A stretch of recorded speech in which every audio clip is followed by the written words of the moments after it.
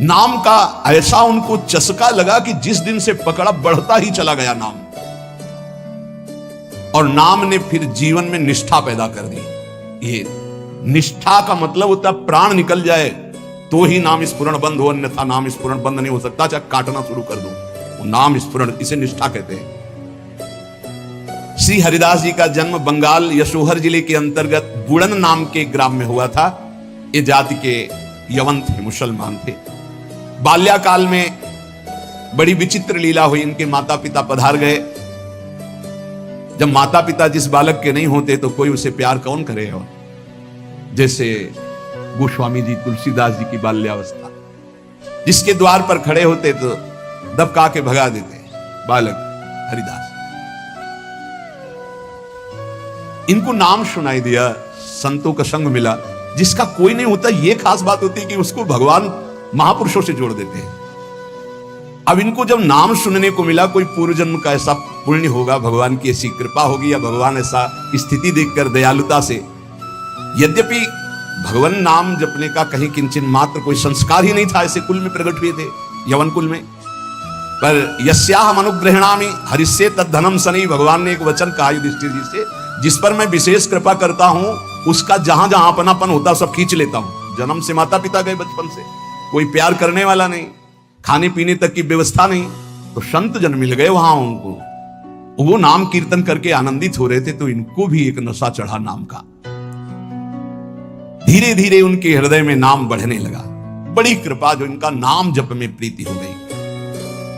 अब इनके पास अपना कहलाने वाला ना कोई व्यक्ति था, और ना अपनी कहलाने वाली कोई जमीन या वस्तु थी।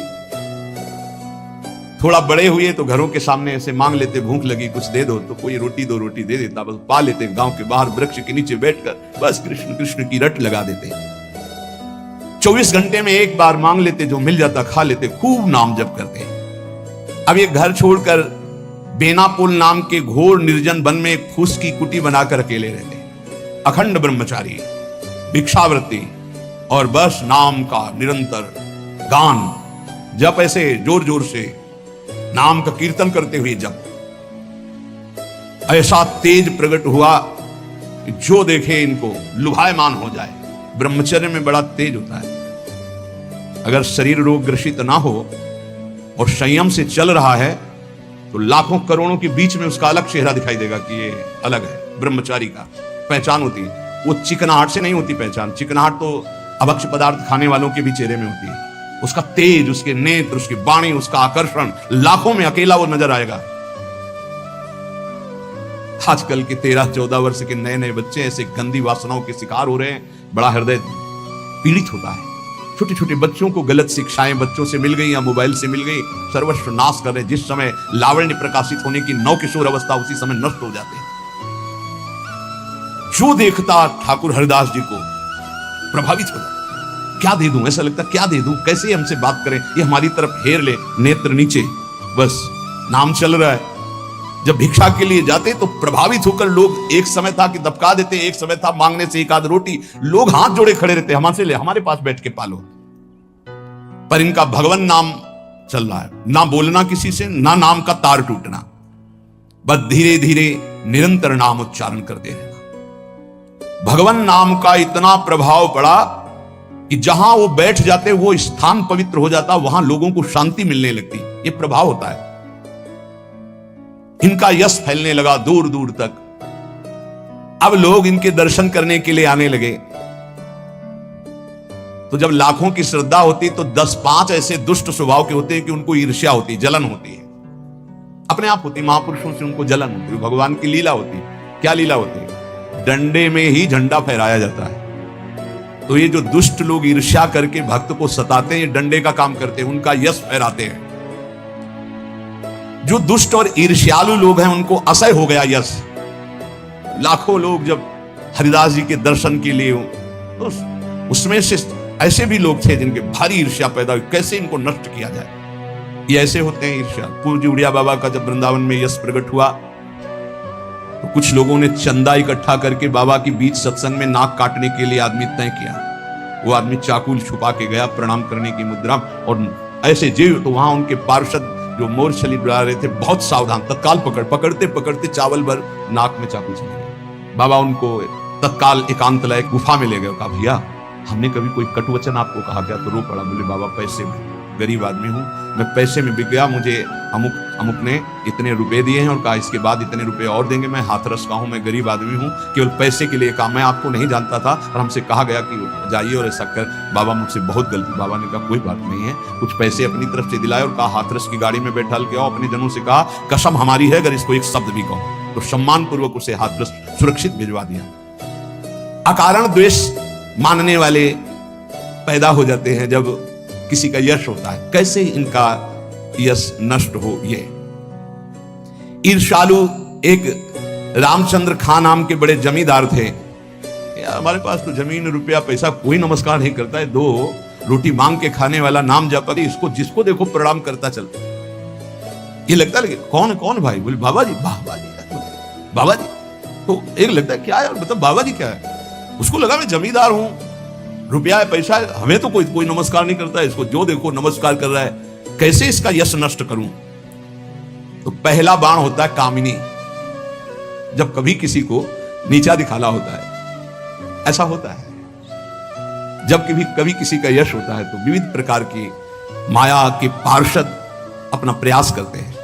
तो उसने विचार किया कि इसका कैसे नाश किया जा सकता है, कैसे नीचा दिखाऊं, इसके बड़े हुए यश को कैसे मिट्टी में मिलाऊं। जमींदार तो था ही, पैसे थे ही। उसने विचार किया कि इनके पतन करने के लिए, इनका पतन भी करूं उपहास भी करूं, दोनों बातें हो जाएंगी। उसने नवीन अवस्था की वैश्या 2 जो उसके परिचय में थी, उनमें से एक को देखा जो बहुत प्रवीण, बहुत सुंदर, बहुत चालबाज, चतुर। उसे कहा जितना रुपया चाहोगे उतना देंगे, बस इनकी कुटिया में जाओ, इनको पतित कर दो, फिर हम अल्लाह मचा देंगे और तुम हां बोल देना। वो पैसे में बिकने वाली उसको तो क्या, पर सीमी की चाप सके को ताशु, बड़ रखवार रमापति जाशु। जिसके बड़े रक्षक भगवान है उसको कौन पतित कर सकता है, नीचा दिखा सकता है? एक बार गदाधर भट्ट जी का बहुत बड़ा यश फैला हुआ था। जब वो सत्संग करते तो हजारों लाखों लोग सत्संग का आनंद लेते। उसमें एक कल्याण सिंह नाम के जमींदार धनी मानी आते थे।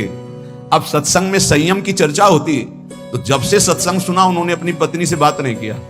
गृहस्थ धर्म का जो संयोग है उन्होंने बात ही नहीं की। पत्नी ने देखा कि हमारे वर्षों होते जा रहे हैं और हमारे पति हमारे हाथ से गए। यद्यपि उनके सौम्य बर्ताव, बड़ा साधुता का बर्ताव, पर वो काम से पीड़ित होकर के हमारे जीवन में आग लगाने वाला एक गदाधर भट्ट जी हैं। अगर ये कथा ना करते तो हमारे पति का स्वभाव ना बदलता और हमारा जीवन गृहस्थ धर्म नष्ट ना होता। देख लेंगे हम इनको। और वो जमींदार धन था। एक भिखारिन गली में जा रही थी मांगते हुए, बुलाया उसको और गर्भवती थी। बोले तुम्हारे गर्भ का खर्चा, परिवार का खर्चा जब चाहोगे उतना धन देंगी, बस एक बात है। उसने विचार किया कि अगर गदाधर भट्ट पर अश्रद्धा हो जाएगी तो मेरे पति पुनः वापस हमें मिल जाएंगे, क्योंकि उन्हीं की बात पर वो आकर के ब्रह्मचर्य रह रहे हैं, संयम से रह रहे हैं। बोले तुम कथा के बीच में जाओ और कह दो जब ये नहीं था तब तो खूब आते थे और जब ये दे दिया तो आने बंद कर दिया, अब क्या व्यवस्था होगी इसकी? बस इतना तुझे बोलना है। वो जानती थी इतना बोलेगी कि लाखों की अश्रद्धा हो जाएगी। खूब सत्संग का रंग जमा हुआ था। इतने में वो आई और ऐसे सामने खड़ी हो गई। सब लोग आश्चर्यचकित। थोड़ा अच्छा कपड़ा पहना दिया था उसको। उसने कहा महाराज अब तो प्रवचन में लग गए, जब गर्भ नहीं था तो खूब आते थे और जब गर्भ रह गया तो अब आए नहीं, इसका पालन कौन करेगा? बोले आराम से बैठो, जिसने गर्भ दिया अवश्य पालन करेगा, हर व्यवस्था होगी। बिल्कुल तो कोई आश्चर्य उनको नहीं हुआ। वो समझ गए कि भगवान का कोई खेल है। उनका आराम से बैठो, पक्का जिसने गर्भ दिया उसका पालन करेगा। बोले बातों में मत फुसलाइए, आप समझ रहे ना? अब काना पूछिए ऐसा भी है, हम तो ऐसा नहीं। अरे बोले हम तो पहले कह रहे थे। अब उनमें जो तर्क वाले, संशय वाले थे उनके गुट होने लगे, चर्चाएं होने लगी, अब हाहाकार मच गया। तो कुछ तो ऐसे भक्त थे जो प्राण दे दें, तो उनका ऐसा हो ही नहीं सकता, ऐसा नहीं हो सकता। वो एकदम पागल हो गए कि ऐसा नहीं हो सकता। इसके बाद धीरे से सामने से गए, उसको इशारा किया बैग के लिए। वो उठी, पीछे आई, कहते हैं सत्य बोल, अगर सत्य नहीं बोली तो उसने कहा कि हमें क्षमा किया जाए। जब भय चारों तरफ से 50 आदमी श्रद्धालु को मैं मर सकता हूं लेकिन मार नहीं सकता, ऐसा समझ गई कि मार डाली जाऊंगी, तो उसने कहा कोई कल्याण सिंह गई में कथा सुनने वालों में, तो राजपूत थे तो तलवार सब, वहां मेरा नाम बोले तो आपकी पत्नी ने इतनी हमको स्वर्ण मुद्राएं दी है और इतनी बाद में देने, केवल ये बोलने को कहा था, सो मैं बोल बोल चल सभा में बोल। सभा में बुलवाया और भागे अपनी पत्नी के। गदाधर भट्ट जी ने कहा यही कथा सुना? अरे वो तो विकार से पीड़ित हो रही, तुम तो सत्संगी हो, धैर्य धारण को कुछ नहीं, क्या ये भगवान की अनुकूल प्रतिकूल माया की लीलाएं होती है, शांत पुनः सत्संग सुनो। और कहा मैं वचन दो हमारे सामने कि तुम अपनी पत्नी को एक शब्द भी नहीं कहोगे। और देखो गृहस्थ में संयम का ब्रह्मचर्य रहा जाता है, उसमें अखंड ब्रह्मचर्य नहीं रहा जाता। पानी ग्रहण किया है तो संयम पूर्वक, जितना आप प्यार पूर्वक संयम से ब्रह्मचर्य रहो, फिर गृहस्थ धर्म का समझाया उनको। तो बड़े बड़े महापुरुषों के जीवन में होता है। रामचंद्र खान ने एक वैश्या से कहा तुम जितना रुपया मांगोगे देंगे, इनको भ्रष्ट कर दो, फिर हल्ला मचा देंगे, फिर इनका सब यश धूल दूषित हो जाएगा। पर उनको यह नहीं पता था कि ये भगवान के दास हैं, इनकी सुरक्षा स्वयं भगवान करते हैं। करो सदा तिनके रखवारी, जिम बालक राखे माता। जैसे मां दिखाई नहीं दे रही, बालक खेल रहा है, लेकिन पक्का मानिए मां की दृष्टि वही है, अपने बच्चे पे है। कहीं कोई ऐसी बात ना हो जाए जो हमारे बच्चे को दुख हो जाए, वो कार्य करती हुई एक दृष्टि में देखती रहती है। मेरे प्रभु अपने जन को हर समय देखते रहते हैं, हर समय से। जहां मेरा भक्त चरण रखे वहां रखूं मैं हाथ। बस लीला समझ पाना बहुत कठिन है भगवान की। संपूर्ण संसार एक तरफ विरोध करने लगे तो भी भक्त का बाल बांका नहीं हो सकता। जो होगा विधान भगवान की तरफ से होगा। पर नीच पुरुष अपनी नीचता से बाज नहीं आता। उसने 16 वर्षीय वैश्या को, जो बड़ी रूपवती थी, बड़ी प्रवीण थी, चालबाज थी, चतुर थी, उसको खूब श्रृंगारित करके भेजा, जाओ और उनको भ्रष्ट कर दो। जंगल में रहते थे। उसको भी गर्व था कि कोई ऐसा पुरुष पैदा नहीं हुआ जिसको मैं चाहूं और भ्रष्ट न कर सकूं। पर उसको क्या पता था कि परम पुरुष का दास ऐसा होता है। हरिनाम में डूबे हुए श्री ठाकुर हरिदास जी उसकी कुटिया में गए। ठाकुर हरिदास जी कृष्ण शांत बैठे हो अपने कृष्ण को, बार बार बोलना चाहती, कुछ बात कर, हरे कृष्ण। सुबह से गई, पूरी शाम हो गई, कृष्ण कृष्ण कृष्ण। जहां वो कुछ बात करने को होती, मां हमारा नाम पूरा हो जाए, फिर वहां 1000-2000 नाम थोड़ी, लाखों की संख्या में 3 लाख नाम तो जोर जोर से जपते थे। वो बार बार बैठी उनकी मुख कांति को देखती रहती, बैठी रही। शाम हुई, सोचा रात्रि में बात तो हो ही जाएगी। वैसे तो 3 लाख नाम जप करके फिर लघु शंका आदि कभी उठते, आज उठे ही नहीं, पूरी रात्रि भी नाम चल रहा है। वैश्या फिर गई, श्रृंगार वृंगार करके फिर दोबारा आई, फिर नाम कीर्तन। जब बीच में बोलने की बात करती तो हरे कृष्ण कृष्ण। इतनी कृपा वैश्या की, ऐसे महापुरुष को बराबर देख रही, उनका नाम सुन रही। तीसरे दिन एकदम विचलित होकर के, आप हमसे बात क्यों नहीं करते? रुके, हाथ जोड़ा और कहा आपसे अच्छे से बात करूंगा, हमारी नाम जब की अभी संख्या पूरी नहीं हुई, उसको पूरी हो जाए। ऐसे अमृत में वचन की हृदय एकदम हाय मच गया। ये क्या? वैसे मैं पापिनी हूं, नीच हूं, गंदा आचरण करती हूं, ऐसे महापुरुष के लिए गंदी बात सोच रही। 3 लाख नाम की फिर तार चल पड़ा। हरे कृष्ण, उच्च स्वर से रोने लगी, शुरू हो गई हरे कृष्ण। साथ में हरिदास जी ने देखा, अब क्या प्रभाव। हरिदास जी अब बोले, हाँ अब बात कर सकते, तो बात करने लायक नहीं रह गई। अश्रु प्रवाह चल रहा था और कृष्ण नाम चल रहा था। उठी और चरणों में लौट गई, का धिक्कार है मुझ निज पापिनी को कि आप जैसे महापुरुष के लिए मैंने गंदी बात सोची, मुझे क्षमा कर दीजिए। चिल्ला चिल्ला करके रोने लगी। उन्होंने कहा, दुखी नहीं होना, मेरे प्रभु तुम पर बहुत कृपा की है। वो आंखों से आंसू बहाती जा रही, गदगद कंठ से कह रही, पतित पावन आप मुझे स्वीकार कर लीजिए, मैं आपकी चरणों की दासी हूं। आप तो अहेतु की कृपा करने वाले परम दयालु हैं। आप पात्र और अपात्र का विचार न कीजिए, मुझ जैसी नीच को स्वीकार कर लीजिए। और चिल्ला चिल्ला के रोने लगी। हरिदास जी ने कहा जो नाम सुन रहा है वो नीच कैसे हो सकता है? उन्होंने कहा आप मुझे जानते नहीं, मैं वैश्या हूं, मैं लोक निंदित हूं, मैं बहुत ही गंदी हूं, मैं खोटी बुद्धि से आपको भ्रष्ट करने आई थी। हरिदास जी ने कहा इस समय आपके हृदय में क्या है?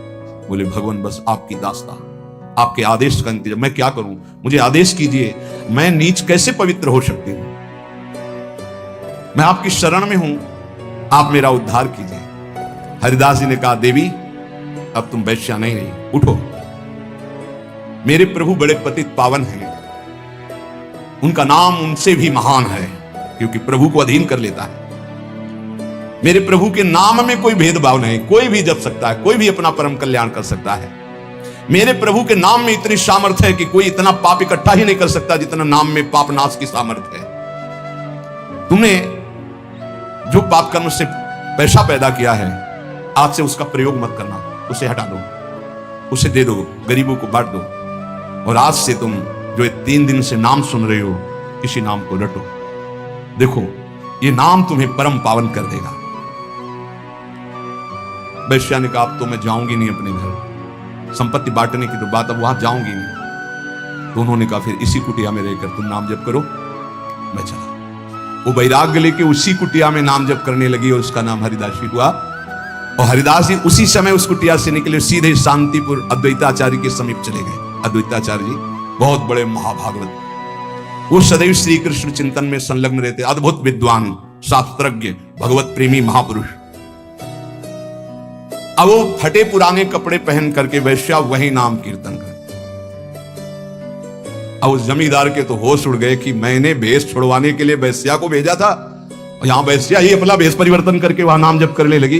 ये क्या है नाम जापक जन भगवान की जन। उस वैश्या का वैसे ही सम्मान होने लगा कुछ वर्षों बाद जैसे हरिदास जी का होता था।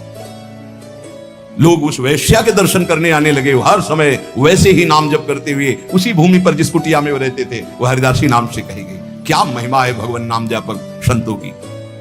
और इधर रामचंद्र खां ने अपने कुकृत्य का फल पाया कि बादशाह का कोई अपराध बन गया, साबित हो गया नहीं अपराध होने पर भी, तो तत्काल आदेश हुआ सारी संपत्ति और जमींदारी उसकी जब्त कर ली गई, उसको जेल में डाल दिया गया। ये साधु अवज्ञा तुरंत भवानी कर कल्याण अखिल कहानी। कोई ऐसा मुकदमा, कोई ऐसी बात आ गई जिसमें उनका अपराध साबित हो गया और सारी संपत्ति जमींदारी जब्त कर ली गई, उनको जेल भेज दिया गया। खाने की भी व्यवस्था भंग कर दी गई, जेल में भारी कष्ट उनको दिया गया। पक्का जो भक्त का अपमान करता है, भक्त को नीचा दिखाना चाहता है, उसकी दुर्गति पक्की हो जाती है। यहां तो ये ब्याज है, मूल तो और मिलेगा। महात्मा हरिदास जी विश्वास के तो मूर्तिमान स्वरूप हैं। उन्होंने नाम को ही अपना जीवन माना, भगवान निष्ठा उनके हृदय में अटल भाव से थी।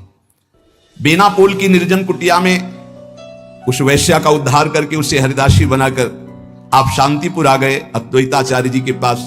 शांतिपुर के समीप ही फुलिया नामक ग्राम में एकांत में छोटी सी फूस की झोपड़ी बनाकर अहरनिश कृष्ण नाम जप रहे थे। उस समय बादशाह यवन ही था और वहां के बड़े बड़े काजी अधिकारी यवन ही थे। भारी अत्याचार उन लोगों का था, यहां तक कि उनके धर्म के विरुद्ध कोई चू नहीं बोल सकता था, सत्ता थी। अब जब वहां काजी को पता चला कि रात दिन ये नाम जप करता है और यवन धर्म से इसका जन्म है, तो उनके मन में आया कि इसको दंड दिलाया जाए कि बड़ा इसका सम्मान हो रहा है। काजियों का ये समझो एक तरह के वो बादशाह ही होते थे, बादशाह उन्हीं के इशारे से चलते थे। गोराई नाम का एक काजी था जो बहुत ही कठोर और कर्कश स्वभाव का था। हरिदास जी का प्रभाव देखकर वो ईर्ष्या से देखता। मतलब कुछ लोग ऐसे देखते हैं कि बस उनके पास जो है वो भस्मासुर वाली ताकत नहीं है कि हाथ धर दे भस्म हो जाए, नहीं तो भक्तों को वो भस्म ही कर दे, ऐसी दृष्टि होती है। तो दृष्टि से पता चलता है। वो हरिदास जी को ऐसे देखता कि कैसे इनको नष्ट कर दूं। और जब उसको ये पता चला कि यवन धर्म के ही है, तब तो बढ़िया उसको रास्ता मिल गया।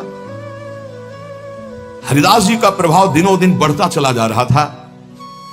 उसने विचार किया कि यवन धर्म के होकर के हिंदू धर्म का नाम ले रहे हैं, ये तो कुफ्र है, काफिर है, ऐसा काजी ने विचार किया। इसे बादशाह के सामने पहले पेश करें, फिर इसको दंड निर्धारित करें। गुराई काजी ने विरुद्ध राज दरबार में अभियोग चला दिया ठाकुर हरिदास जी की। राज आज्ञा हुई तत्काल गिरफ्तार किया जाए, क्योंकि बादशाह यवन था। हथकड़ी बेड़ियों से जकड़ लिए गए ठाकुर हरिदास जी। डरना नहीं, ये डिग्री वालों की बात है जो उच्च कोटि के महापुरुष हैं। तुम मत सोच लेना कि हम राधा राधा जपेंगे तो ऐसा नहीं। भगवान वो सामर्थ्य देते जो प्रहलाद जी को सामर्थ्य दी, वही ऐसे भक्तों को सामर्थ्य देते। ऐसा नहीं है कि अपने सामर्थ्यहीनों को ऐसा प्रश्न कर, ऐसा नहीं, डरना नहीं कि भगवान बड़ी भारी परीक्षा लेते। हथकड़ी बेड़ियों से जकड़ लिए गए और इनको पेश किया गया निरपराध हरिदास जी को अपराधी की तरह। बादशाह ने देखा 9 युवक तेज से प्रभावित, मानो पूरा सभा आश्चर्यचकित और आलोकित हो गई हो, प्रभावित हो गए। जो यवन बादशाह थे और कहा सम्मान से इनको बैठाला जाए। आसन दिया गया, आसन पे बैठे। हरिदास जी जब बैठ गए तो बादशाह ने कहा कि आपने स्वाभाविक धर्म परिवर्तन किया है। तुम्हारा जन्म तो मुसलमान के घर में हुआ है और ये तुम्हारी, जैसे अपने भगवान का नाम लेते हैं, जैसे अपने भगवान का नाम लेके बोले कि तुम्हारी तो कृपा ही जो है, जो यवन धर्म में तुम्हारा जन्म हुआ। बादशाह ने कहा तुम काफिरों का आचरण क्यों करते हो? इससे तो तुम्हें नर्क जाना पड़ेगा। मुझे बड़ी दया आ रही तुम्हें देखकर, दंड देना नहीं चाहता, फिर भी तुम तौबा बोलो, प्रायश्चित करो और कलमा पढ़ो, छोड़ो इसे, तो तुम्हारे दंड में हम कुछ कमी कर सकते हैं, नहीं तो भयानक दंड तुम्हें मिलेगा क्योंकि तुम काफिर हो। सुख की प्राप्ति धर्म से चलने से होती, तुम धर्म का त्याग कर चुके हो। हरिदास जी ने कहा श्रीमान महाशय, आपने जो कुछ कहा आप अपने ज्ञान के अनुसार, विश्वास के अनुसार, धर्म के अनुसार ठीक बोल रहे हैं। आपका विश्वास आपको फल देता है, ठीक कह रहे हैं। क्या कोई हिंदू आपके धर्म को स्वीकार करेगा?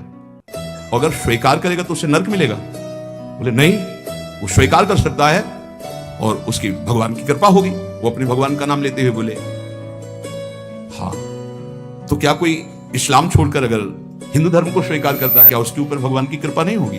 क्या वो भगवान का भजन नहीं करता? फंसा लिया।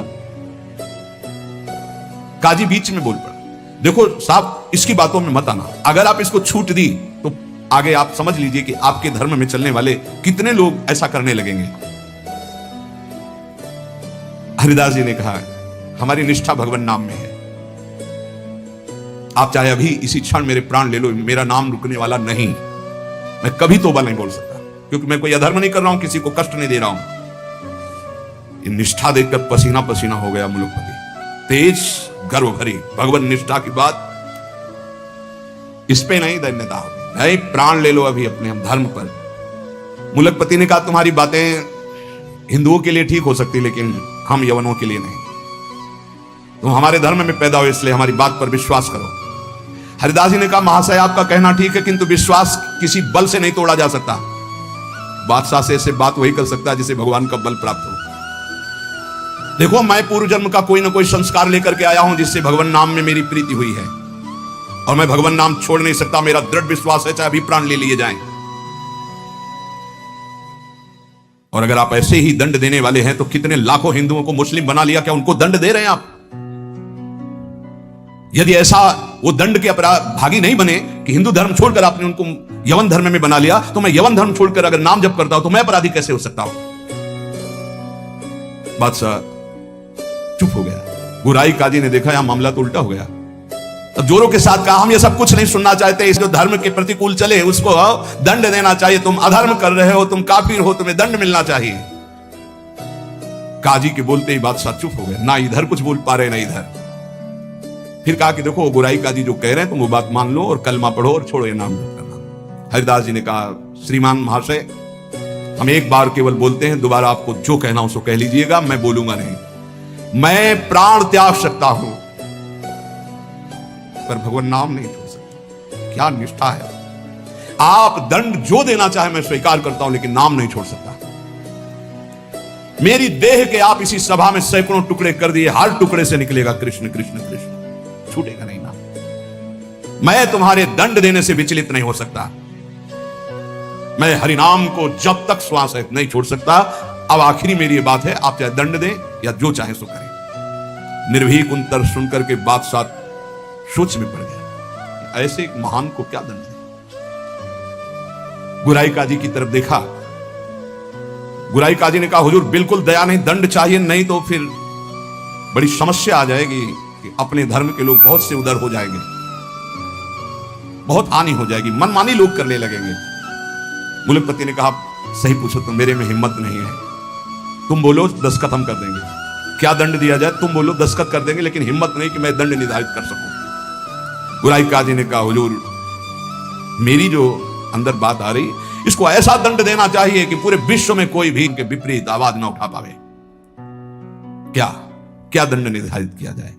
प्राण दंड, वो भी ऐसे सीधे प्राण दंड नहीं, 22 बाजारों में कोड़ों से मार मार कर बेतौर कोड़ों से इसकी जान ले ली जाए, जिससे सब कोई देखे कि धर्म के विरुद्ध चलने वाले को कैसा दंड दिया जाता है, सभी लोग ऐसा देखें और किसी की हिम्मत ना पड़े। मुलकपति ने दस्तखत कर दिया, ऐसा है। अब तो क्या था, जल्लादों ने तत्काल हाथ बांध दिए महान भगवान नाम जापक के, और वही दरबार से शुरू किया गया। वो कोड़े जो ऐसे लगते कि खाल को खींचते चले जा रहे, घाव पे घाव, हर बाजार में भीड़ में सब जगह ऐसे ठाकुर हरिदास जी बोलते हरि बोल, जहां कोड़े लगते हरि बोल, हरि बोल, बलिहार है।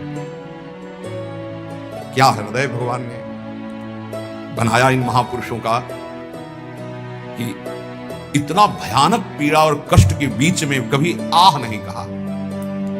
पीठ में से रक्त की धाराएं बह रही, रक्त बह रहा है। निर्दयी जल्लाद घावों पर कोड़ों का प्रहार कर रहे हैं, और हरिदास जी के मुख से वही चोर की ध्वनि निकलती, जैसे कोड़ा पड़ता, हरि बोल, हरि बोल। धन्य है ये जगत, इन्हीं महापुरुषों के नाम कीर्तन से, इन्हीं के यश कीर्तन से आज पावन है। सत्य कहते हैं, इन्हीं महापुरुषों के प्रताप से आज हम कुछ हरि बोल, कृष्ण बोल, राधा बोल सकते हैं। नहीं हमारी सामर्थ्य क्या, यही सब, ये साक्षात भगवत स्वरूप पार्षद अवतरित हुए जो ऐसी सामर्थ्य का दर्शन कराया। ये है भक्ति, ये है निष्ठा, नाम निष्ठा। चेहरे पर तेज और मुस्कुराहट है, जवान पर हरिनाम है, शरीर पर कोड़ों की वर्षा है। जरा विचार कीजिए क्या स्थिति, क्या स्थिति है। वो तो देखने वाले चीख पड़ते, रो पड़ते, दुख से आंखें बंद कर लेते, अरे ऐसे निर्मम जल्लाद ऐसे महापुरुष को कष्ट दे रहे हैं जो निरपराध, कोई अपराध नहीं किया, लेकिन किसी की हिम्मत क्या कि कोई बोल सके, कोई रोक सके बादशाह के हुक्म के आगे। हरिदास जी की वही मुस्कुराहट, वही आनंद भरा शब्द, हरि बोल, हरि बोल। जल्लाद पीटते चले जाते हैं, 22 बाजारों में घुमा घुमा करके कोड़ों से मार मार करके लथपथ मांस के टुकड़े गिर रहे हैं, ऐसे कोड़े मारते कि चिथड़ा हो जाता शरीर। जल्लाद आश्चर्य में हो गए कि किस माटी का बना हुआ ये भगत है, एक बार भी उफ नहीं निकला, आह नहीं निकला, हरि बोल, हरि बोल। और जहां वो मारते कोड़े और कहते, अब भी कहता है हरि बोल, हरि बोल, तो मुस्कुरा के देखते बोले तेरा भी कल्याण हो गया, क्योंकि वो भी यवन जल्लाद थे। वो गुस्सा में बोलते, अब भी कहता है हरि बोल, हरि बोल, तो कहते तेरा भी कल्याण हो गया, क्योंकि तू भी 2 बार तो हरि हरि बोला, तेरा भी कल्याण हो गया। ऐसे कोड़े चल रहे थे कि 10-5 कोड़ों में ही मृत्यु हो जाए आदमी की।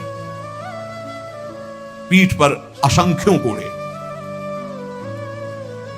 नाम बराबर उच्चारण हो रहा है, कोई मुखारविंद में वेदना नहीं, कोई दर्द की वेदना नहीं। हरिदास जी बीच बीच में भगवान से प्रार्थना करते जा रहे हैं, प्रभु किसी का दोष नहीं, नाथ किसी को दंड मत देना, न इन जल्लादों को, न काजी को, न बादशाह को।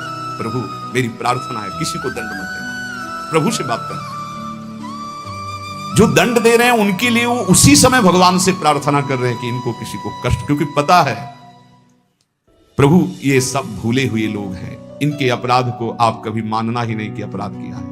कैसे कृपालु भक्त है, जिनके ऊपर प्रहार हो रहा है वो प्रभु से प्रार्थना कर रहे हैं, प्रहार करने वालों को कष्ट मत देना प्रभु, ये बेचारे हैं, ये भूले हुए हैं। महात्मा हरिदास जी आखिरी में हरि बोल कहकर मूर्छित हो गए। उन जल्लादों ने देखा कि नस नाड़ी में कोई धड़कन नहीं, अब ये पधार गए।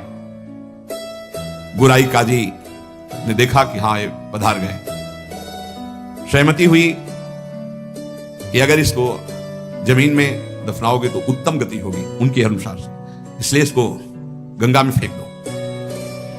गुराई काजी ने कहा अगर कब्र में हमारे धर्म के अनुसार तो फिर इसे बहिष्ठ स्वर्ग की प्राप्ति होगी, वो हमें होने नहीं दूंगा, इसलिए इसको गंगा में फेंक दो। फेंक दीजिए। जे ही पतित पावनी भागीरथी का स्पर्श हुआ, मुख में गंगा जल गया तो जैसे अमृत गया हो। और तो गंगा के प्रवाह में गंगा जी गोद में लेके जा रही, डूबो नहीं रही। और उनको चेतना आई, कृष्ण कृष्ण। गंगा जी धीरे धीरे उनको अपनी लहरों से, गंगा जल के स्पर्श से सारी जो वेदनाएं थी, घाव थे, में बड़ी शीतलता, हरिदास जी को चेतना हुई। और बहते हुए जब किनारे लगे तो लोगों ने उनको उठाया और फुलिया के समीप उनको गोद में लेकर के ले गए, जहां उनकी पहले कुटिया थी। चारों ओर ये बात तो फैली गई थी। हरिदास जी के दर्शन के लिए भारी भीड़ इकट्ठा हुई। हरिदास जी बैठ करके कीर्तन कर रहे। क्या क्या देह है, क्या स्थिति है। इसलिए जैसे भगवान अनंत, उनके भक्त की महिमा अनंत। गंगा जल के स्पर्श से सारे घाव खत्म हो गए, किसी औषधि की जरूरत नहीं पड़ी। चमत्कार। जब बादशाह ने सुना कि वो जीवित हो, नाम कीर्तन कर रहे हैं, तो विश्वास ही नहीं हुआ गौराई जी को कि ऐसा हो ही नहीं सकता, ऐसा बिल्कुल नहीं हो सकता, क्योंकि कुछ बचा ही नहीं था, इतनी उनकी मार मारी गई थी, तो ऐसा हो ही नहीं सकता। बादशाह, गौराई काजी सब देखने के लिए आए। जब ये सुना कि बादशाह सब हटाया गया, बादशाह जाकर वही तेज, वही नाम, वही स्वस्थ शरीर, तब उन्होंने गौराई काजी की तरफ देखा और कहा भारी अपराध बन गया, ये कोई साधारण नहीं हो सकते, ऐसा दंड पाने के बाद तो कोई जीवित ही नहीं रह सकता। साष्टांग दंडवत ठाकुर हरिदास जी की बादशाह ने की और कहा मुझे क्षमा करो, वैसे मैं दंड देना नहीं चाहता था, लेकिन ये गौराई काजी ने, उन्होंने कहा श्रीमान अभी आपसे प्रार्थना करता हूं, आपका इसमें कोई दोष नहीं है, ये कोई हमारा पूर्व का हिसाब था जो पूरा हो गया, आप प्रसन्न रहे, उनका मैं आपकी सेवा करना चाहता हूं, आप आज्ञा कीजिए। ठाकुर हरिदास से कहा बादशाह ने, उनका बस एक सेवा कर दीजिए, अब कभी आना मत और हमारे नाम कीर्तन में कभी विघ्न मत डालना। उनका आज के बाद कभी कोई आपको विघ्न नहीं डालेगा, और आप अगर ऐसा कहते तो मैं कभी आपके सामने नहीं आऊंगा। काजी को फटकारा और लेकर चले। हरिदास जी ने विनम्रता से कहा सुनते जाइए, आप कभी क्षोभ मत करना, इसमें कोई अपराध नहीं है। देखो मनुष्य शरीर में दुख सुख का विधान होता है, हर जीव को अपने कर्म भोगने होते हैं। निमित्त किसी को कर्म बना दे, आपको निमित्त बना दिया है तो मेरा ही कर्म था जिसको मैंने भोगा। ऐसे कोई कर्म पूर्व जन्म में किए होंगे जिनका फल मुझे भोगने को मिला, आप कभी क्षोभ मत कीजिएगा। हरिदास जी की ऐसी बात सुनकर फिर बादशाह लौट पड़ा, चरणों में पुनः प्रणाम किया। जितने भी वैष्णव ये सब आकर के बड़ा दुख प्रकट किए हरिदास जी के पास, क्या भगवान, कहां भगवान, आपके ऊपर कोड़े चल रहे थे, कहां भगवान थे, क्यों नहीं बचाए। हरिदास जी ने कहा आप लोग नहीं जानते, आप तो शास्त्र के मर्म को जानने वाले हैं, लेकिन भगवान की कृपा को जानते हैं। मुझे जो दंड मिला उसका कारण है मैंने भगवान नाम की अवहेलना सुनी राज दरबार में, जीवित रहा इसलिए मुझे दंड मिलना जरूरी था। और दूसरी बात, जिस समय मेरे ऊपर कोड़े चल रहे थे तुम्हें दिखाई नहीं दे रहा था, हरि ऐसे किए गए, एक भी कोड़ा मेरे ऊपर नहीं लगा। जैसे प्रहलाद जी से पूछते थे उनके मित्र कि तुम्हारे ऊपर हाथियों से कुछ लाया गया, तो कहते थे मेरे हरि मुझे ऐसे गोद में लिए, एक भी कष्ट मेरे को नहीं हुआ। ठाकुर हरिदास जी कह रहे तुम्हें नहीं दिखाई दिया, तुम कोस रहे हो प्रभु को। जिस समय कोड़े चल रहे थे हरि ऐसे शास्त्र बाहुओं से मुझे ढके हुए थे, वो कोड़े हरि के ऊपर चल रहे थे, मेरे ऊपर नहीं। वो हरि वार ले रहे थे, मेरे ऊपर नहीं। तभी वो जोर से बोलते थे हरि बोल, क्योंकि हरि पास है। ये भक्त जानता है, बाहरी क्या जाने। मुझे तो तनिक भी दुख नहीं हुआ, ना क्लेश हुआ। बस आप सब भक्तों से यही कहते हैं, ठाकुर हरिदास जी करें, आप अविश्वास मत कीजिए प्रभु पर। उनके नाम में अपार सामर्थ्य, मुझे जो सुख मिला है वो तुम्हें कैसे बताऊं। जिस समय नाम चल रहा था और कोड़े चल रहे थे, उस समय मेरे को भगवान ऐसे घेरे हुए थे, तुम्हें कैसे बताऊं। शरीर को इतना भी क्लेश नहीं था, ये भक्त ही जानता है। ऐसे उत्तर सुनकर समस्त वैष्णवों को हृदय में संतोष हुआ। नहीं तो एक क्लेश था, कहां है वो भगवान जिनका हम नाम लेते हैं, और ऐसे महान भक्त की खाल खींची जा रही है, और वो उस समय कहां है वो जो कहते हैं करो सदा तिनके रखवारी, कहां है। तब ठाकुर हरिदास जी ने बताया, जैसे प्रहलाद जी को सैकड़ों बार भयानक पीड़ाएं दी गई, पर्वत के नीचे दबाया गया, सर्पों के विष से पिलाया गया, डसवाया गया, गैस में बंद किया, क्या क्या कष्ट नहीं, कुछ भी कष्ट प्रहलाद जी को नहीं होता था। हरिदास जी महाराज का स्वस्थ शरीर वहीं फुलिया ग्राम में रहकर निरंतर भगवान नाम की उपासक। जीवन का सबसे बड़ा फल है नाम में प्रीति हो जाना। किसी भी प्रलोभन से लुभायमान होकर नाम मत छोड़ो, किसी भी भय से भयभीत होकर नाम मत छोड़ो, तो तुम्हें दिखाई देगा जैसे ठाकुर हरिदास को दिखाई दिया कि प्रभु हजार बाहुओं से ऐसे, तो एक भी कोड़ा ठाकुर हरिदास जी को दुख नहीं पहुंचा सका। कर तुम अगर तुम मन था कर तुम श्री भगवान। इसलिए भगवत विधान से प्रारब्धानुसार दुख आवे तो हंसते हंसते उसे भोगो। राधा राधा राधा राधा राधा। कभी अविश्वास मत करो कि भगवान कहां, जो हमारे दुख की निवृत्ति नहीं कर रहे। नाम जब करोगे तो अपने आप ऐसा ज्ञान हो जाएगा, अपने आप ऐसी स्थिति आ जाएगी, हर दुख सहने की स्थिति आ जाएगी, हर सुख सहने की स्थिति आ जाएगी। सुख सहन घमंड नहीं, हर्ष नहीं, दुख सहन शोक नहीं, व्याकुलता नहीं, अंदर ही अंदर एक परमानंद की अनुभूति नाम से होती है। अभी वो स्फुरित नहीं हुआ, इसलिए मन विषयों में भाग रहा है। जिस दिन हृदय में परमानंद स्फुरित होगा, आप मन दौड़ाना भी चाहेंगे तो नहीं हटा पाएंगे प्रभु के नाम से मन। ऐसा जैसे हृदय शुष्क है तो काम के लिए, भोगों के लिए, वासनाओं के लिए हमारा मन रुकने पे भी नहीं रुकता, भागता है। और जिस दिन निज सुख मिलेगा, भगवदानंद मिलेगा नाम जप से, उस दिन आपके सामने भोग सुखद होंगे संसारिक, और आपको भोगने की इच्छा नहीं होगी। और आपको भोग के लिए प्रेरित किया जाए तो भी आपके मन में घृणा ही होगी, इच्छा ही नहीं होगी। वो निज सुख है। वो जिस समय स्फुरित होता है तब वो त्रिभुवन विजेता हो जाता है। कोई भी लोक लोकांतर का भोग उसे प्राप्त नहीं कर पाता, और वो सुख नाम से मिलता है। नाम जपते जपते परमानंद का अनुभव होता है, दसों दिशाएं आनंदमयी हो जाती हैं। भाव कुभाव अनख आलसहु, नाम जपत मंगल दिशि दसहु। इसलिए भाव बने ना बने, श्रद्धा बने ना बने, नाम शुरू करो। ऐसे पकड़ो कि नाम ना छूटे, चाहे प्राण छूट जाए तो जन्म जन्म की बिगड़ी बन जाएगी। भगवान का सानिध्य तुम्हें अनुभव होने लगेगा कि भगवान तुम्हें कितना दुलार कर रहे हैं, प्रिया जी आपको कितना दुलार कर रहे हैं। इसलिए हठ पूर्वक नाम में प्रीति करो, नाम जपने का अभ्यास करो। इसी से सब हो जाएगा, ज्ञान वैराग्य भक्ति प्रेम योग जो चाहोगे सब प्राप्त हो जाएगा।